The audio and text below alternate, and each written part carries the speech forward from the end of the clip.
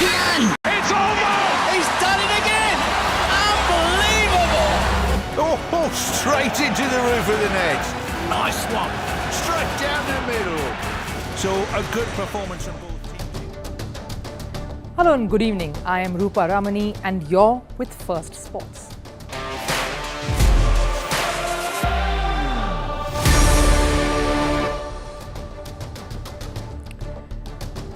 Now, sports is a challenging field. It tests you every day to stay at the top of your game. Every hour, every day, every week or month is daunting. And if it's not injuries that sideline you, it's circumstances and the system itself. You can get deflated by that. So what's in store for today? Let's take a look at our lineup. India's top-ranked tennis men's singles player Sumit Nagal reveals the sorry state of affairs of the sport in the country. Yes, you need talent to succeed, but a sport like tennis is more expensive than you think. Even top players the world over acknowledge the frugal support and close to no systems in place for tennis champions to be made. And we have an exclusive interview with someone who's made a mark in the sport to shed some more light on this.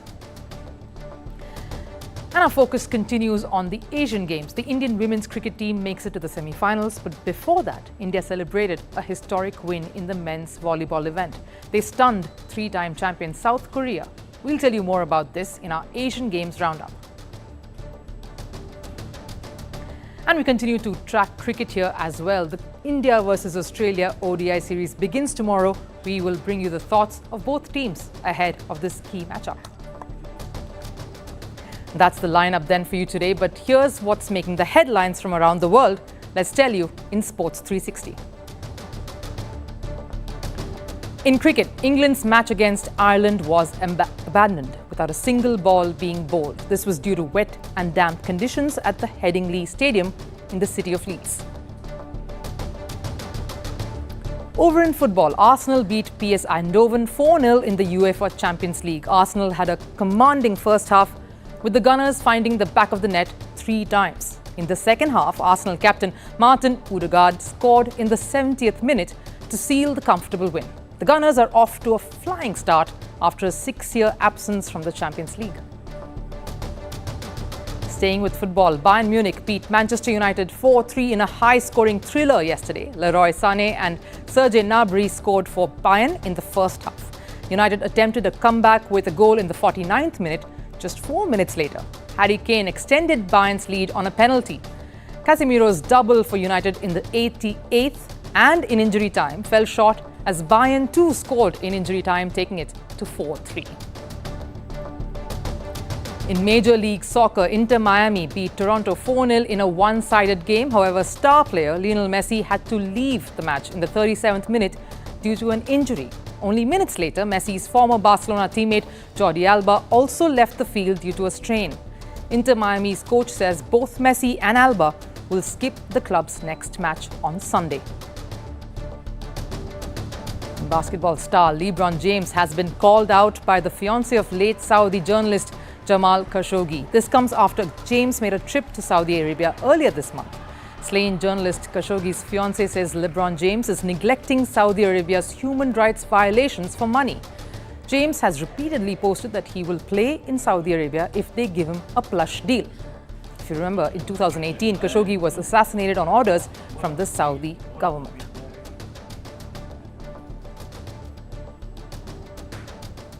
Now we are starting the show with a Decode segment. As you know, Decode is where we delve a little deeper into a particular issue pertaining to a sport, and today it's tennis. Now it's a sport that's close to my heart. I started playing tennis very diligently before an accident put a pause to a career that didn't quite take off. Now I truly believe I was talented. I had a great serve and a mean forehand, but to be completely honest, I probably did not have the drive to succeed or even the right system in place to support my interest.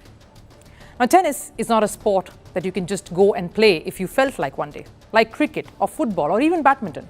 We grew up as kids playing these sports in our parks, the schoolyards, the maidans or the open grounds, even in front of our apartment buildings.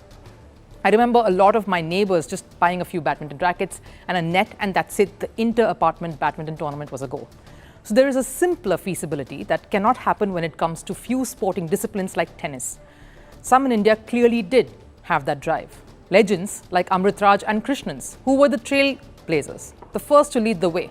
Then, of course, came a pair who put India firmly on the global stage, Leander Paes and Mahesh Bhupati. Then, of course, a champion whom we know was made of a lot of sweat and toil, Sanya Mirza. And we can't forget to mention someone like Rohan Bopanna, who's still going strong and will feature in the Asian Games in a few days. Few others who have shown promise, like Somdev Devvarman, who managed to reach a career-high singles ranking of 62. That's incredible. But why have there been very few and far in between? Why is it so difficult to produce champions? Probably one glaring reason is what India's current highest-ranked men's singles tennis player, Sumit Nagal, just came out saying, and I quote, "If I look at my bank balance, I have what I had at the beginning of the year. It is 900 euros, approximately 80,000 rupees. I feel like I'm lacking support, despite being India's #1 player for the past few years. We lack funding, we lack the system. If there is a system, there will be funding. We are 1.4 billion. Why do we not make it to a high level? The guidance is missing in tennis. We are far away from competing at the top. I felt when my ranking dropped after injury, no one wanted to help me. No one believed that I could be back. That was disappointing because I feel whatever I do is not enough. It's so hard to find financial support in India. To be honest, I do not know what to do. I have given up." And tennis is the most expensive sport to play or take up, even as a hobby, and more so professionally. Let's compare just the racket sports, and let me show you what the rackets alone cost. Now, badminton, for example, and before we go ahead and tell you all the numbers, these are numbers of some of the best brands across all racket sports. These are the best brands like Li Ling or Wilson or Babolat.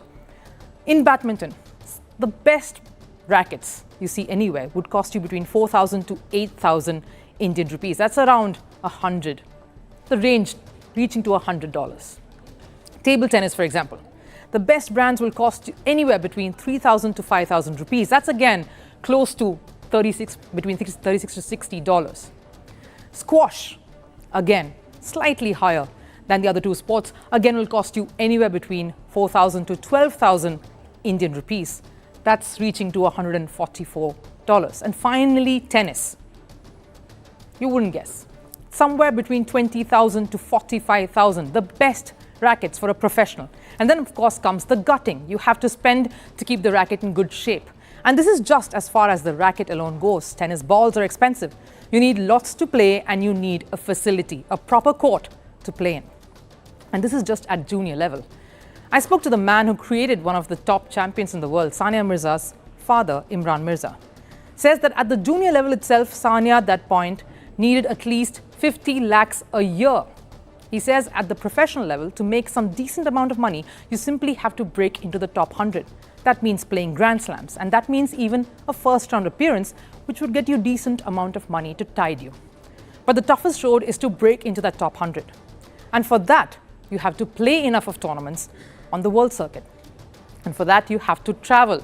Now, the tennis calendar is such that it has different tier level tournaments, the 250, the 500, the 1000, which is more expensive to enter, which means more points you make and more the earnings.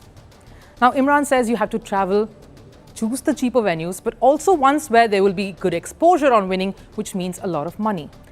In fact, he says that the travel alone is the most expensive part for the athlete, because any pro has to travel with at least a team of 3: trainer, coach, physio, which again involves money.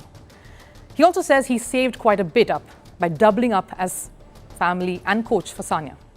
It does take a village to not only raise a child, but a tennis champion as well. It's a sentiment that has been voiced by Novak Djokovic as well earlier this year. He said, and I quote, 1.3 billion people watch it, the sport. Thousands, tens of thousands of players compete worldwide. And yet only 400 people, men and women, can make a living out of this sport. I think we have to put that in our mind and really think about whether this sport is doing great or not. And tennis is also a sport where even if you are the #1 in your country, you still have to fund yourself and get your sponsors. Badminton, for example, the travel for the different BWF tours around the world. For the top 20 in the country are funded by SAI, which is the Sports Authority of India, and BAI, the Badminton Association of India. Not so for tennis. Now, joining me in the Mic Up segment today is some someone who I've actually played tennis with. Somdev Devvarman. He started tennis in Chennai, moved to play US collegiate tennis, rose up the ranks and reached a career high singles ranking of 62. And that was incredible. He's of course a commentator now. And thank you so much then for joining us here on Firstpost, Som. Thank you. Thank you for having me, Rupha. So the first question, obviously, going by what we are talking about here today, the first question I have to ask you is, tell us a bit about your journey. How difficult is it, from a personal point of view, to establish yourself in a sport like tennis? It's not so easy. How difficult has that journey been, especially in a country like India? Well, it was. It was incredibly hard. You know it as well. I mean, the junior circuit is, not the easiest place to kind of make that breakthrough, but it doesn't get any easier as you kind of take steps forward. It only gets harder. And I think that's true with every sport. So yes, it was incredibly hard. I found a number of different sort of challenges. One is obviously the training, the guidance, the coaching. What were the logical next steps to take? How do you kind of plan a career out, let alone plan a season out? And then how do you? The key question that's underlying at all times in an athlete's life is, what do you need to do now to get better, to improve, and make sure you have better performances? So yeah, it was incredibly hard. Of course, along with that, there were financial issues. There were issues because you're trying to play tennis you're trying to play a global game coming from India. It's not the easiest thing in the world. But at the end of the day, that's the challenge that most athletes in most sports have. So I spoke to, of course, someone we know very well, Sanya Mirza. I spoke to her father some time back, and we also shared a lot of thoughts about this, because that's another story which has been, again, come through a lot of sweat, through a lot of planning. Again, I'm sure, to get where she did, it would have been equally difficult. And what he said was, a lot of people, for a lot of them, also Sanya included, the family played a very important role, whether it was Sanya, whether it was Leander, whether it was Mahesh, or even Rohan. And for you were probably one odd sort of success story that didn't really have that. So what was the thing that made your journey work to the extent that it did? And it was obviously another sort of a very, very prolific career. Yes, I think Imran uncle is right. Family plays a huge part. It was different for me because I think one of the probably something that I really thank my parents for today is the fact that they recognized pretty early on that they were not the experts when it came to making decisions about tennis. I think they wanted to kind of put me on the right path, and then hopefully at some point I would be mature enough, old enough, or be surrounded by the right people enough that we could start making better decisions for my career, for my profession, whatever it was. So I think, yeah, it just, while my dad wasn't a tennis player, he did come from a sporting background. And I think the one thing that, not every, but most success stories in Indian sport at least happen because there's a massive support system from the family. The amount of sacrifices that need to be made, it's especially when there's, quite a few kids, there's a lot of, how do you prioritize what's the most important to a 15-year-old, and when you have 3 or 4 of them. So, it's different challenges, but that being said, my family has been super supportive, was super supportive before I started. The, 10s and 12s and 14s, that's a different grind. Then by the time you get to the pros, that's a completely different grind again. And so they've been nothing but supportive the whole time, but it has been very hard. Would you say moving out of India to play abroad and to train abroad was also a very key decision that you made and sort of paid off? Yeah, it was the most important decision because I realized fairly quickly that I felt like I wasn't in the right environment to actually, make that stride that I wanted to make at 18 or 19. So yes, moving abroad to a country that had a better tennis infrastructure, had a better tennis culture, had a better tournament structure. I was going to be, practicing with better people, playing with better people. And yes, of course, it helped that I was going to get an education there as well. But yeah, it was the most important decision for me to actually find any level of success was to leave the country, not train in India, as sad as that sounds. And the truth is that I never really trained in India, even once I turned pro. I recognized that, what was going to be better for me, training with Andy Roddick or training with, being the head of, 5 or 6 juniors. So I did do that later in my life. I did come back. I did, do pre-seasons and whole camps and things like that. But for the bulk of my professional career, the training, it has to happen at better places. Right. And so the story isn't about Sumit Nagal. Of course, that's the starting point. There are so many other athletes across, someone like Novak, Djokovic, as well as Roger Federer, who clearly say that, tennis is that sort of a sport where, there's so many who play. There are lakhs and thousands who play, but only about 200 to 400 benefit from something like this. How much of a truth there is to something of this sort? The fact that it is a struggle monetarily, considering a sport like badminton still funds their top 20 players in the country, tennis is a very lonely sport. Tennis is an extremely lonely sport. And yes, I think there's 100% truth to the fact that about 400 or 500 players max make a decent living while playing the sport professionally. Yes, it's different than badminton. It's different than squash. It's different than track and field. Because in those sports, I'd say it's probably less. If you're just looking at on-court earnings alone, the opportunities for on-court earnings. So, it's not football, it's not cricket, it's not any of the major sports in America where there's, tons of athletes, or the English Premier League. It's a very isolated sport where there's no guaranteed money, and it's a dog-eat-dog world. It's incredibly competitive. There's young players coming up from all over the place. So for me, actually, as a country, the things that I would focus on, a couple of things. Number one is, while we have been left behind, let's figure out why. Let's figure out why Japan is so much better than us in the last decade. Let's figure out why China, I know we don't like to hear it, but look at where the Chinese men were 15 years ago, and look at the leaps and bounds they've made and where we are today. It's just the crux of an athlete is to find places where you can be better. And so for Indian tennis, that's been a point for reflection for many years, which I think that they've fallen short on. So hopefully we'll be able to look at that and say, okay, all our neighboring countries in Asia are doing much better than us. Why is that? And how do we fix the problem? So that's a good point to start usually. It's easier said than done, obviously. And then the second thing is, how do we make sport more accessible? How do more people in villages get it? Then, of course, once you kind of, cross those barriers, then you talk about player development, player coach development, tournament structures. There's so many ways where we could be so much better, but we're not. Yes, and just one, of course, final thought before we sort of wrap this up with you, Som. Imran Mirza also said that a couple of things that are huge, daunting challenges for any tennis player, turning pro, of course, getting into the top 100 is the key. And that's a big struggle. One is, of course, travel, which really drains you financially. And then, of course, how do you spend the little sponsorship that comes through? How do you cleverly put it to good use? So a couple of those things also key in the process of getting better and knowing how to manage finances. I think that's a big part of the problem.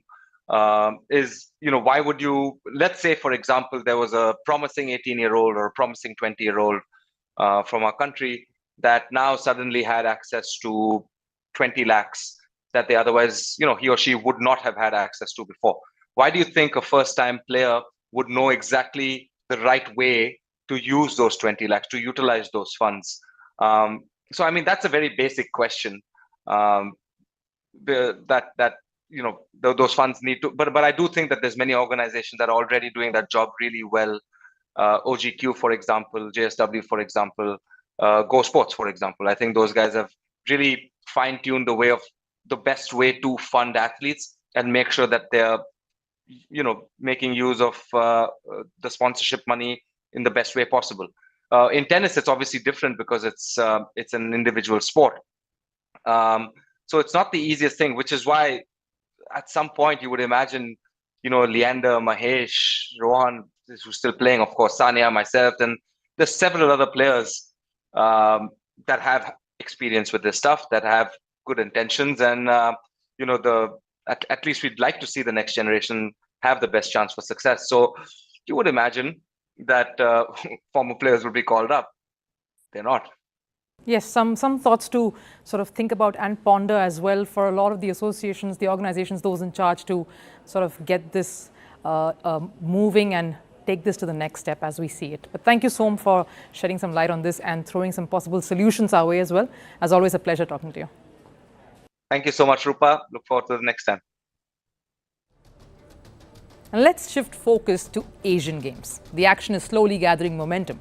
We are inching towards the opening ceremony and there is much excitement in the air.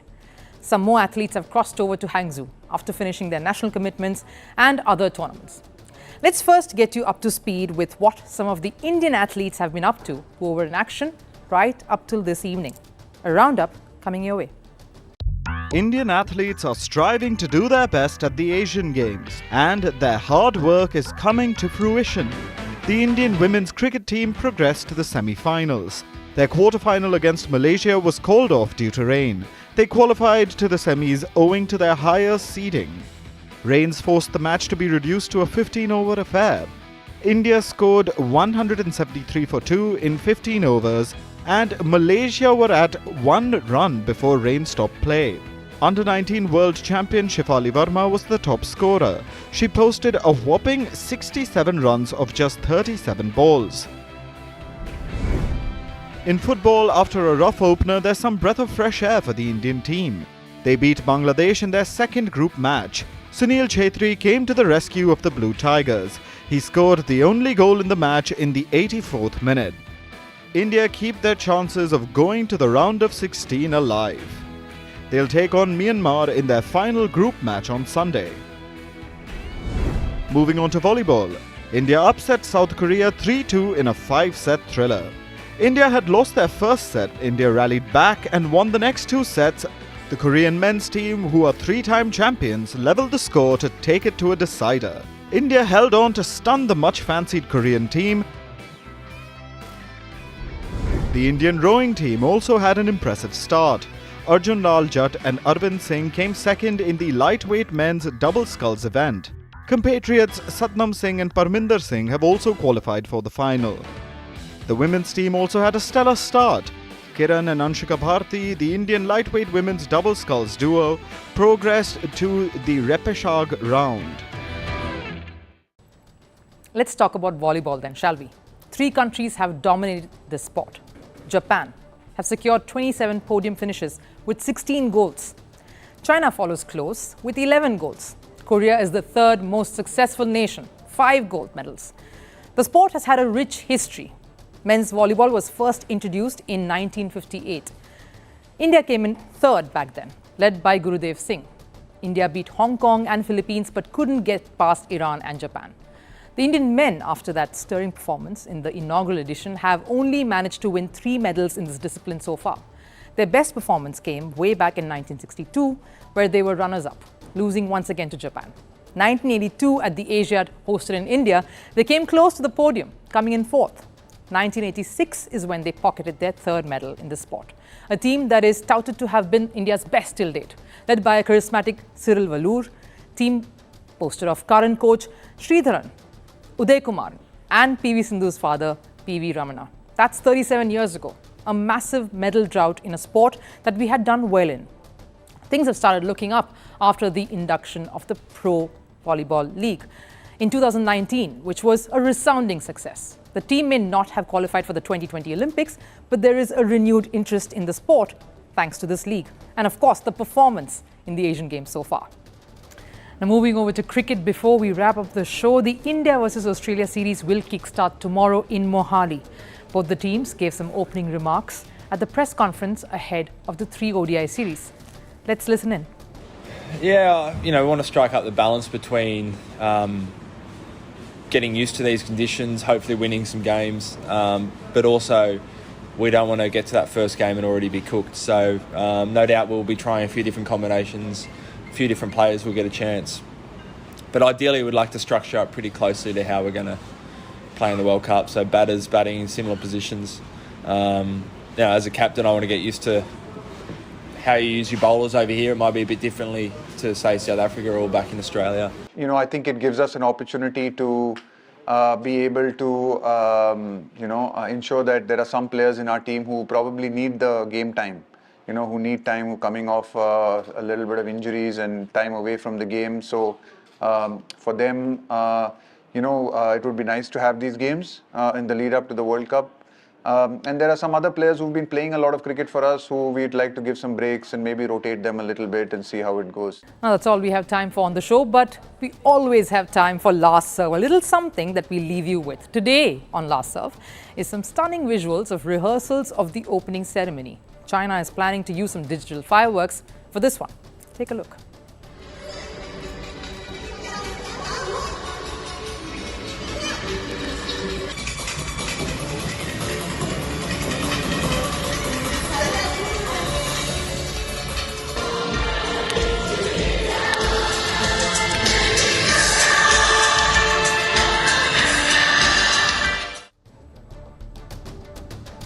Well, fun fact, in China, there's a belief that fireworks always drive off bad luck.